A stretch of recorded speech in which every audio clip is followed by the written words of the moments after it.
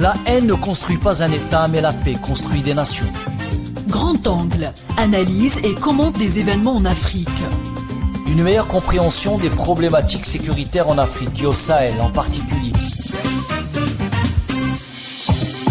Bonjour chers amis auditrices et auditeurs d'Ifriqiya FM. Bienvenue dans Grand Angle, une émission hebdomadaire destinée à décrypter les dynamiques politiques, économiques et sécuritaires qui façonnent l'Afrique. Le numéro d'aujourd'hui est consacré à la piraterie en Afrique. Il est intitulé « La piraterie, l'autre défi sécuritaire de l'Afrique ».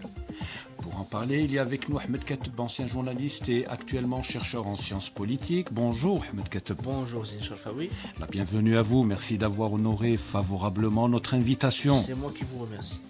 Nous serons également accompagnés dans ce numéro dédié à la piraterie en Afrique par Mokran Aitouarabi. Bonjour Monsieur Aitouarabi.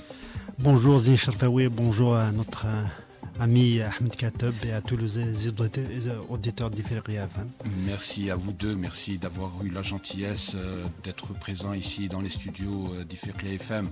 Messieurs, après un pic en 2011, les actes de piraterie ont fortement diminué au large de la Corne de l'Afrique avec le déploiement de bâtiments de guerre internationaux, la création de la PMPF, Puntland Maritime Police Force, ou l'installation de gardes armés à bord de navires commerciaux.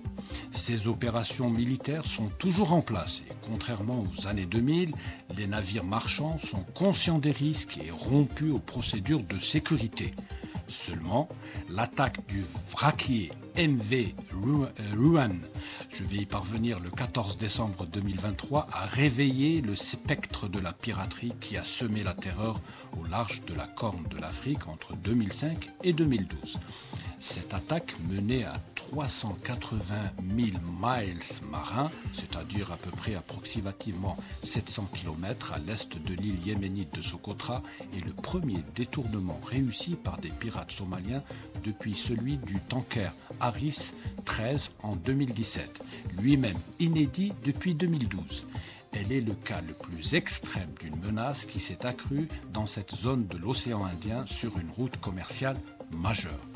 À l'autre bout de l'Afrique, plus précisément en Afrique de l'Ouest, le problème de la piraterie se pose également avec acuité. Le golfe de Guinée qui s'est transformé depuis des années en zone de tous les dangers.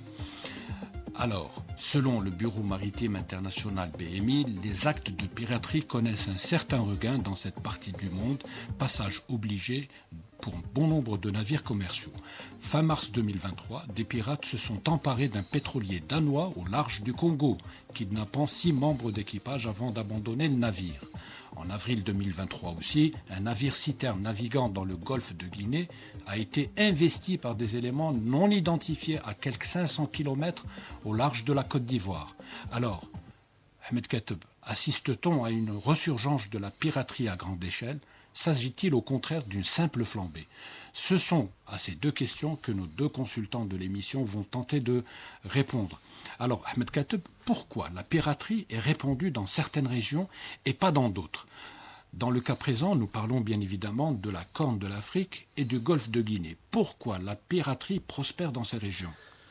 Elle prospère surtout dans la Corne de l'Afrique parce qu'il n'y a pas d'État central en Somalie. C'est tout à fait normal que la Somalie, qui vit dans une situation chaotique depuis 1991, depuis la chute de l'ancien président Mohamed Siad Barre, soit l'épicentre, disons, du phénomène dans l'Afrique de l'Est. Oui. En ce qui concerne l'Afrique de l'Ouest, le golfe de Guinée, la piraterie prospère dans l'ombre des explorations des hydrocarbures dans le delta du Niger notamment, surtout, et dans l'embouchure du fleuve Congo. Et c'est lié à la ressource naturelle. Les hydrocarbures, en ce qui concerne le Nigeria, la Guinée équatoriale, le Cameroun, le Bénin, le Togo, et pour ce qui concerne le Togo, le Congo, pardon, c'est soit le bois, soit les minerais. Oui. Donc on est dans cette configuration. Mais pour revenir et essayer d'apporter un début de réponse à votre question centrale, est-ce une résurgence de ce phénomène ou est-ce que c'est une simple flambée épisodique? Moi je pense que, notamment pour ce qui concerne la piraterie somalienne, elle est liée à la conjoncture actuelle, c'est-à-dire l'agression sioniste contre la bande de Gaza. Oui. Le détournement du trafic maritime de la mer Rouge vers les côtes est-africaines pour contourner le cap de Bonne-Espérance, parce que le groupe yéménite Ansarallah est en train d'infliger des pertes sèches à tous les navires américains, israéliens ou se rendant vers l'entité sioniste. Donc on voit que les Somaliens profitent de cette situation de conflictualité au Moyen-Orient et retournent à une activité très lucrative, c'est-à-dire la piraterie. Oui. Alors pour le cas somalien, Ahmed Kateb, la piraterie se concentre au niveau des côtes du Puntland, n'est-ce pas? Le Puntland, mais les pirates somaliens qui ont acquis de l'expérience, ce sont des pirates aguerris, prospèrent et opèrent sur un très large spectre qui s'étend jusqu'aux côtes du Pakistan, de l'Inde et jusqu'à Madagascar au sud. Donc on est sur pratiquement 4 millions de kilomètres carrés d'étendue maritime qui est infestée de ces pirates.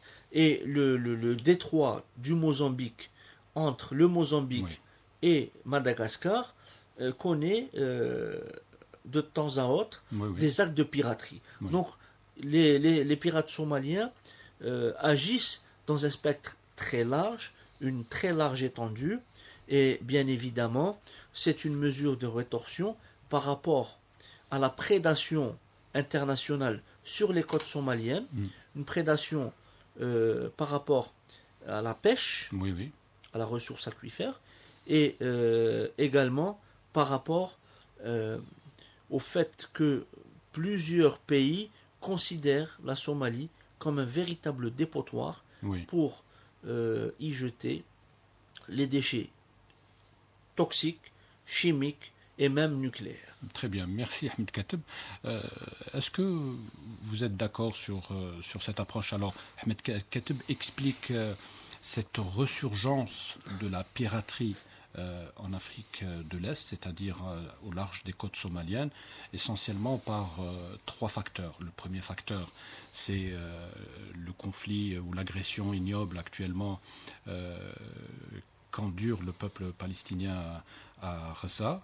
Donc, la crise en mer Rouge, voilà. Oui, la crise en mer Rouge. Donc, Ahmed Kateb explique que les pirates somaliens exploitent cette situation pour reprendre leur activité de piraterie. Deuxièmement, cette piraterie vient en réaction à la prédation des ressources ou du vol des ressources halieutiques par d'autres pays.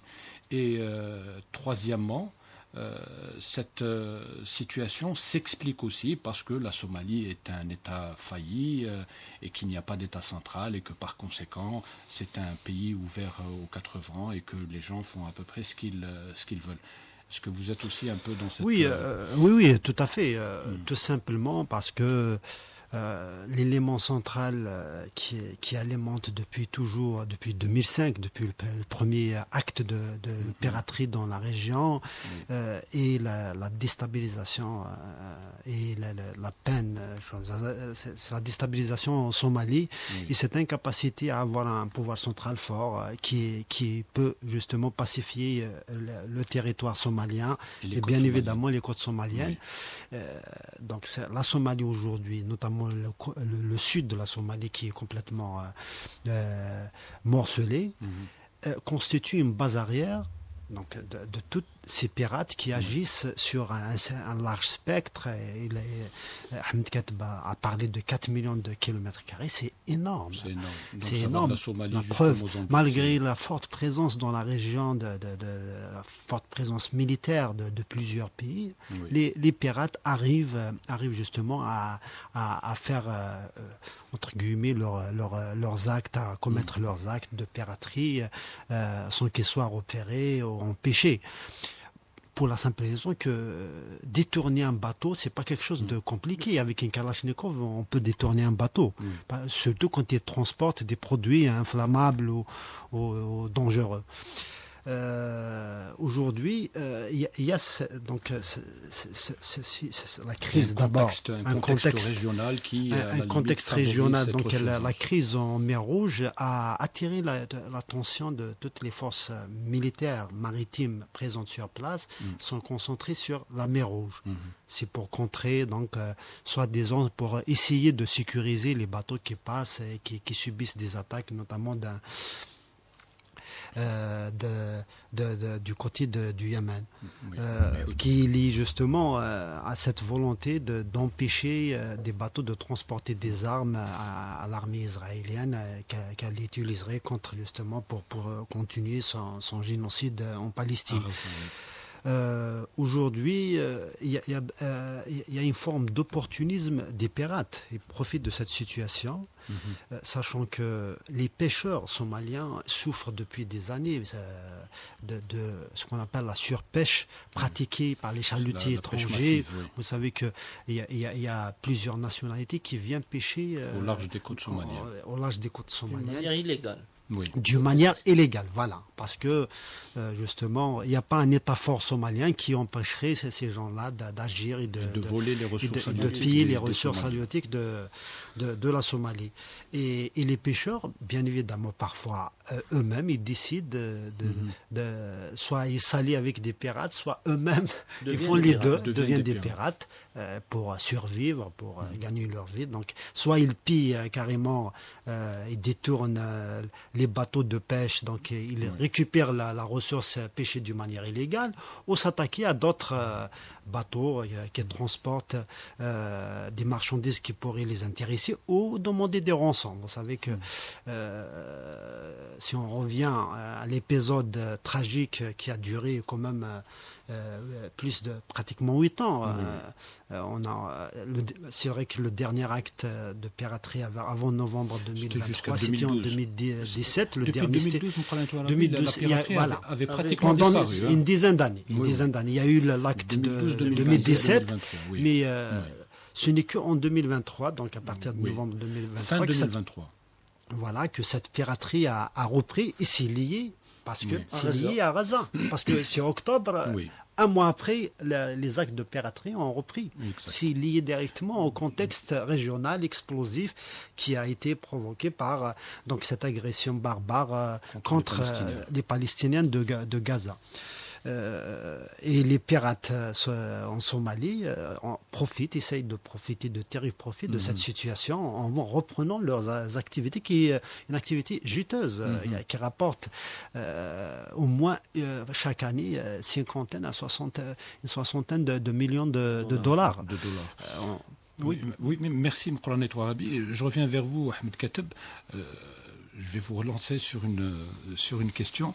Alors, il y a la piraterie en Somalie, donc elle descend jusqu'aux côtes du Kenya, ça va même un peu plus loin jusqu'au Mozambique. Donc on se rend compte que le rayon d'action des pirates est extrêmement important. Vous avez même parlé ça va jusqu'en Asie. Mais sur la côte est-africaine, il n'y a pas que les pirates somaliens qui font parler d'eux. Je crois savoir qu'il y a des pirates, y compris en Afrique du Sud, puisque un certain nombre de navires ont été attaqués dans cette région-là. Jusque-là, nous ne savions pas que ce phénomène était aussi une marque de fabrique de l'Afrique australe. Oui. Mais seulement, à la différence de la Somalie, l'Afrique du Sud a les moyens de lutter contre... L'Afrique du Sud a les moyens de lutter, et vraisemblablement pour le cas sud-africain, c'est une question criminalité organisée. D'accord. Motivée par le gain. Oui. Et non pas due à des facteurs soit géopolitiques, Gaza, soit économiques, prédation des ressources halieutiques. Donc, on est dans une logique de crime organisé. Oui. Et étant donné que le détroit du Mozambique fait rétrécir le champ de passage et de navigation des navires venant soit du Golfe arabo-persique, soit de l'Asie de l'Est, Oui, c'est vers le cas l'Europe, du Japon, l'Amérique par du exemple. Sud ou l'Amérique du Nord. Donc là, les groupes de crimes organisés en Afrique du Sud peuvent opérer pour demander des rançons, parce qu'il ne faut pas l'oublier, la piraterie est très lucrative en termes de demande de rançon Oui. et d'argent de gain. Ce sont les obtenu compagnies grâce- d'assurance qui généralement payent les des rançons. les rançons pour pouvoir libérer et le bâtiment et son équipe. Alors, quelle est la différence je pose la question, est-ce qu'il y a une différence entre les pirates de 2012, de 2005 et les pirates d'aujourd'hui, de 2023, 2024 ? Je ne pense pas qu'il y ait une différence. Les pirates, leur motivation pour le moment, c'est le gain, c'est gagner de l'argent. Je ne vois pas pourquoi il y aurait une différence. Pour le moment, du moins, il n'y a pas de revendication politique adossée à ces actes de piraterie. Pas en termes de revendication politique, mais en termes, j'allais dire, d'ambition dans la piraterie. Je pose la question parce que un certain nombre de spécialistes notent que les pirates de 2004, de 2012 s'attaquaient à des petits voiliers, à des petits bateaux de pêche. De temps en temps, ils attaquaient un grand navire. Mais depuis 2023, on a l'impression que les ambitions des pirates sont beaucoup plus importantes. Ils s'attaquent à des bateaux beaucoup plus grands. Donc le bateau dont on a parlé en début d'émission, qui a été attaqué fin 2023, était un très très grand bâtiment. Très grand bâtiment. Ça montre que aujourd'hui, en 2023-2024, les pirates somaliens ont plus de moyens. C'est lié, je pense, aux moyens et à la sophistication des armes. Oui. Et des moyens de navigation dont ils disposent. Oui. Donc il y a eu un bon aujourd'hui, ils ont des qualitatif. navires capables d'aller plus vite, plus loin, etc. Donc c'est ce qui leur permet d'avoir de plus grosses prises. Certainement, comme on n'a pas écumé ces eaux dangereuses, Oui. On ne peut que supposer à partir de lecture Oui. et d'analyse. Mais si mes souvenirs sont bons, Ahmed Katoub, je crois qu'un bâtiment battant pavillon algérien avait été une fois raisonné tout à fait pendant plusieurs mois. Oui. Oui, c'était un pétrolier. C'était un pétrolier libéré par des agents algériens. D'accord. Donc, en réalité, personne, quand on frôle les côtes somaliennes, personne n'est à l'abri. Personne n'est à l'abri d'un acte de piraterie. Donc, on a un contexte régional, tout le monde le comprend. Donc, les Houthis sont en train de prêter main forte aux Palestiniens qui subissent un génocide des plus abominables. C'est le premier génocide du XXIe siècle. Donc, d'ailleurs, au moment où nous parlons, les bombes continuent toujours de s'abattre sur la petite enclave de Gaza. Mais en face aussi, en Somalie, donc on a des pirates qui exploitent un peu le contexte régional. Mais en face aussi, on voit se mettre en place un crime très organisé, très lucratif aussi. Oui, c'est normal parce que le phénomène n'est pas né ex nihilo. Il a des causes endogènes et exogènes qui font que ces Somaliens qui choisissent la voie de la piraterie le font par souci de gain. Oui. Le peuple somalien est l'un des peuples les plus pauvres au monde. Exactement. Donc, notez, il n'y a pas d'État central. Oui. Il n'y a pas d'économie. il n'y a pas de régulation. Oui. Et en plus, des pêcheurs étrangers viennent piller les côtes somaliennes. Oui. Quelle est la réaction à laquelle on doit s'attendre? Oui. Est-ce que ce peuple va accueillir tout ce chaos à bras ouverts, Certainement pas. ou tenter de trouver des mécanismes de survie? Oui. Et là, sans justifier, bien évidemment, on essaie de comprendre, d'expliquer. Oui. La piraterie est un mécanisme de survie Oui. pour pouvoir d'abord couper l'herbe sous le pied Oui. de ces braconniers maritimes Oui. qui viennent piller la ressource halieutique somalienne, et surtout faire payer au prix fort les compagnies internationales dont les navires passent Oui. en face des côtes somaliennes. C'est Donc ça. pour eux, c'est très facile d'avoir ce gain, et cet appât de gain facile favorise et amplifie ce phénomène. Alors, on a oublié un élément qui favorise aussi l'activité de piraterie dans la région, c'est que les côtes somaliennes aussi se situent dans une sorte de goulet d'étranglement qui oblige un peu les navires à se rapprocher soit des côtes somaliennes, soit des côtes yéménites. Notamment, c'est la partie nord du pays, le golfe d'Aden. Le golfe d'Aden, effectivement. Donc, et le dernier bâtiment attaqué au large des côtes somaliennes est un bâtiment baptisé Lila Norfolk. Donc, c'est un cargo qui a été attaqué le 4 janvier 2024. Il s'agit d'un très grand navire. C'est un vraquier de classe capsize. C'est la plus grande classe possible. Donc c'est pour vous dire à quel point maintenant l'ambition est grande. Est grande. La haine ne construit pas un État, mais la paix construit des nations. Grand angle, analyse et commente des événements en Afrique. Une meilleure compréhension des problématiques sécuritaires en Afrique et au Sahel en particulier. Alors, on va passer maintenant, on va tanguer des côtes est africaines vers les côtes ouest africaines. En Afrique de l'Ouest, alors les activités de piraterie se concentrent essentiellement dans le golfe de Guinée, mais ça ne veut pas dire qu'il n'y a pas d'actes de piraterie dans les autres. Essentiellement, c'est dans le delta du Niger. Oui. Oui. Alors pourquoi justement c'est des zones aussi qui sont difficiles à sécuriser.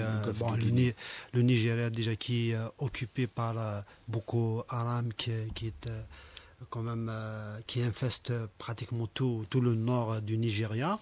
Et vous avez ce fleuve qui descend jusqu'au golfe de Guinée qui constitue un repère pour toute forme de criminalité organisée. Et la piraterie rapporte beaucoup parce que là aussi vous avez affaire à des pétroliers, vous avez affaire et tout avec un AK-47 et quelques fusils mitrailleurs. Vous pouvez détourner un pétrolier parce que un pétrolier, si on tire avec des AK-47 et des fusils mitrailleurs, ça risque de faire exploser le bateau. C'est la principale motivation. Et quand on s'attaque à des gros bateaux, justement, bateaux importants, on peut aussi exiger une forte rançon. Ça peut être de dizaines de millions de dollars. Oui, ça peut ça peut aller jusqu'à plusieurs millions de dollars. D'ailleurs, c'est ce qui fait que chaque année, on parle de plusieurs dizaines de millions de dollars payés en rançon dans la région. Oui. On n'en parle pas beaucoup, Ahmed Katoub, mais on a l'impression que les côtes du golfe de Guinée sont plus dangereuses que les côtes somaliennes. Alors, selon le Bureau maritime international, plus de 90% des enlèvements maritimes ont eu lieu dans le golfe de Guinée. Donc, et pourtant, on en parle beaucoup moins que la piraterie au niveau des côtes somaliennes. Parce que dans le golfe de Guinée, c'est une piraterie qui se concentre sur les pétroliers. Oui. On a le sabotage des pipes nigériens, carrément dans le delta du Niger. Et le delta du Niger a une configuration qui fait qu'il est le repère des pirates, justement. Et c'est pas bon pour un pétrolier de déclarer que soit son supertanker ou des membres de ses employés aient été pris en otage par des pirates. Donc, tout se passe dans la discrétion la plus totale, sauf cas spectaculaire. Sauf un cas de piraterie spectaculaire qui défraie la chronique. Mais c'est surtout dans la discrétion la plus totale que cela se passe et que les rançons sont versées à ces pirates nigérians. Moukran et Touarabi, maintenant on comprend aussi pourquoi un certain nombre de puissances extra-régionales, on comprend un peu mieux pourquoi certaines puissances extra-régionales accordent un intérêt particulier à la surveillance à la fois du Sahel mais aussi du golfe de Guinée. Oui, le golfe de Guinée est un point de passage du commerce mondial assez important. Et le golfe de Guinée aussi, il y a beaucoup d'échanges entre les pays du Golfe et cette région. C'est un lieu de passage, donc la Somalie, ça va jusqu'au golfe de Guinée. Et c'est un commerce assez dense. On a parlé des pétroliers, mais il y a les vraquiers, il y a plein de bateaux de toute nature. Et c'est le volume des échanges est assez important.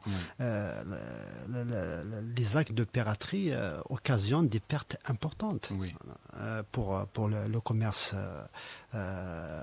maritime mondial. Si on prend par exemple les chiffres de la Banque mondiale par rapport à ce qui a causé la piraterie en Somalie, c'est quand même 18 milliards de dollars de pertes. C'est énorme. De pertes, les pertes sont comptées de tout ce qu'on a payé comme rançon et tout ce qu'on a perdu comme marchandises. D'où la nécessité donc de renforcer la présence militaire dans cette région, comme on l'a fait après ce qui s'est passé en Somalie, donc avec la présence de l'installation de bases militaires là-bas et en même temps des patrouilleurs de différentes nationalités qui essayent justement de sécuriser un tant soit peu toute cette zone infestée de pirates. Oui, merci Moukran Touarabi. Ahmed Kateb, finalement on a aussi l'Afrique est confrontée à la même problématique, que cela soit pour la Somalie ou que cela soit pour les pays côtiers de la partie ouest de l'Afrique. Nous avons affaire très souvent aussi à des pays en Afrique de l'Ouest qui n'ont pas les moyens de défendre ou de sécuriser leurs côtes. Le Nigeria, qui est un très grand pays, manque cruellement de moyens. Vous avez la Guinée, vous avez le Togo, vous avez le Bénin. Vous avez peut-être l'Angola et le Cameroun qui sont mieux outillés. Mais sinon, les autres sont confrontés pratiquement à la même problématique que celle à laquelle est confrontée la Somalie, que beaucoup de pays présentent comme étant un État failli. Oui, le Nigeria, combien même c'est un géant en Afrique et en Afrique de l'Ouest. Un géant économique. Démographique et même militaire, mais peine à contrôler le delta du Niger. On appelle ça le delta du Niger. Infesté de pirates, de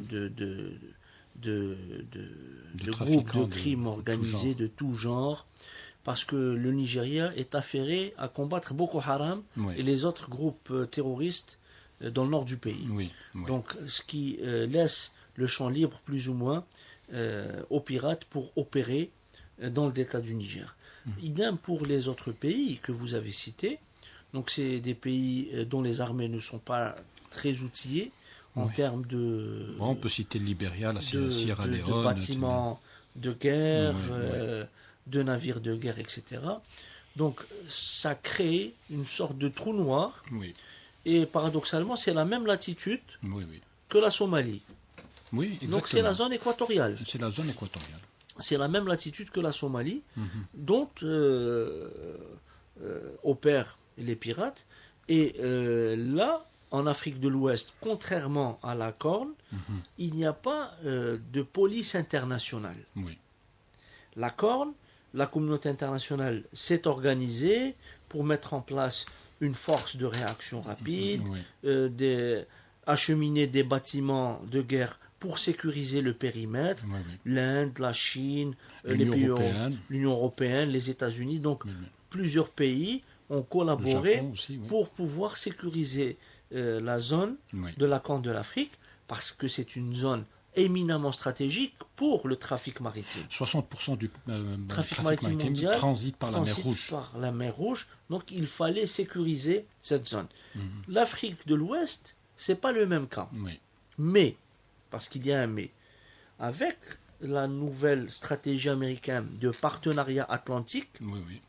il est fort à parier que dans un avenir proche, on pourrait croiser des bâtiments de guerre américains dans le golfe de Guinée pour pouvoir sécuriser toute la région.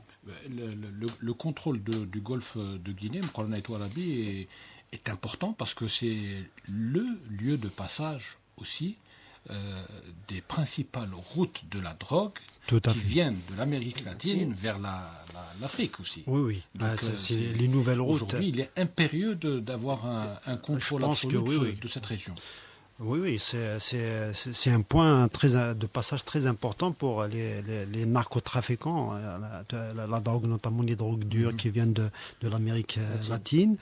Et pour avant, il y avait des voies directes vers l'Europe. Maintenant, avec le renforcement du contrôle maritime par les Européens, notamment au niveau de l'Atlantique. Il y a eu des forces communes qui ont été mises en place par l'Union européenne en collaboration avec la Grande-Bretagne.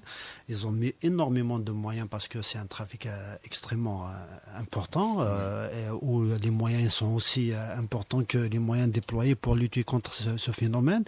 Il y a eu donc un changement de route. Maintenant, ça passe par le golfe de Guinée. Il y a plusieurs pays qui sont... vous avez évoqué le Libéria.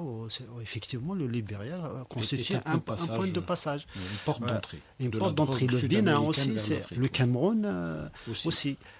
Ça touche plusieurs pays de la côte. Donc, Atlantique, la Côte d'Ivoire aussi, elle est concernée.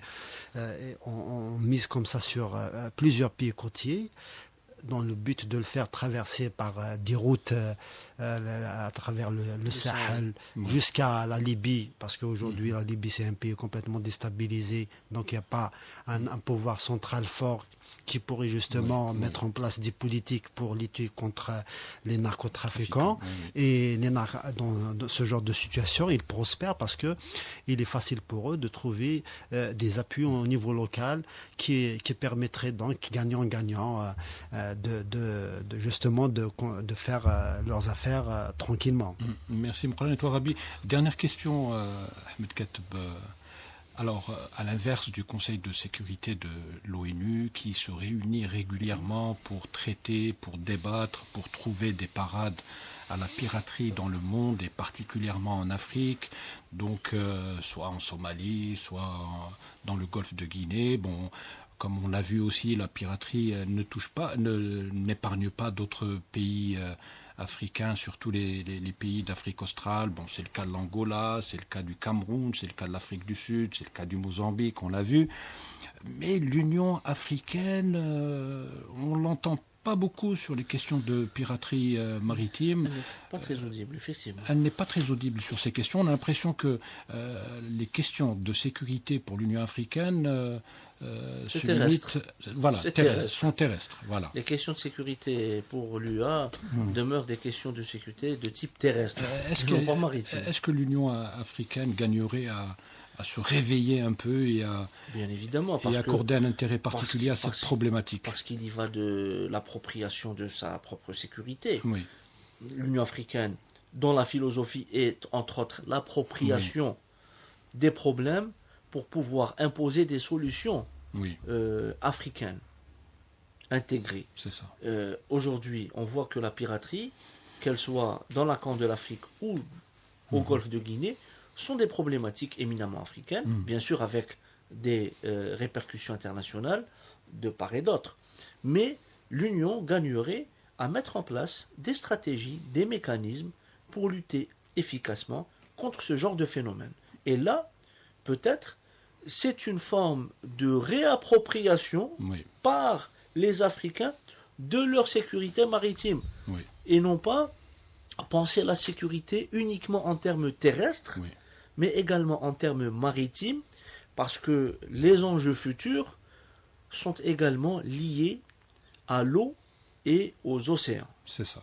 Il semble aussi que les Africains gagneraient aussi à mieux déterminer leurs frontières maritimes, à établir des accords entre États, parce qu'il semblerait que un tiers à peine des frontières maritimes africaines ont fait l'objet d'accords définitifs entre États. Alors 70% des frontières maritimes sont encore indéterminées. Donc, il y a encore un grand travail, à faire mais surtout, oui. C'est garantir les zones économiques exclusives. C'est ça pour aussi. Pouvoir avoir la pleine souveraineté sur les ressources halieutiques. Exactement.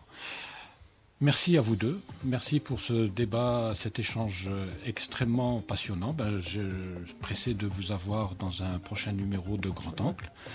En attendant, je vous souhaite bon courage. Prenez soin de vous. Alors, vous l'aurez compris, chers amis auditrices et auditeurs, nous arrivons au terme de cette émission. Nous vous donnons rendez-vous la semaine prochaine, même jour, même heure, pour un nouveau numéro de Grand Angle. En attendant, vous pouvez continuer à nous écouter sur Internet. Pour cela, il vous suffit simplement de télécharger notre application Play Store.